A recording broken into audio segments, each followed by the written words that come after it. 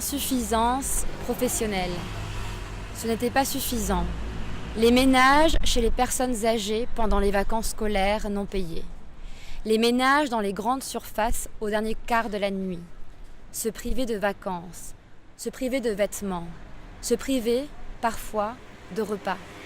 Se priver d'un frigidaire tombé en panne, d'une machine à laver qui fuit. Ce n'était pas suffisant de s'adapter, de ne pas se plaindre, de toujours venir à toutes les réunions, conseils de classe, surveillance et correction de copies. Ce n'était pas suffisant d'élever seule ses enfants, d'être européenne. Il faut toujours qu'une préfecture perde le dossier de naturalisation. C'était suffisant d'être étrangère, d'avoir 55 ans, d'être femme. C'était suffisant d'être de gauche, de savoir ce que cela signifie, d'avoir soi-même vécu dans une dictature, de l'avoir fui. Ce n'était pas suffisant.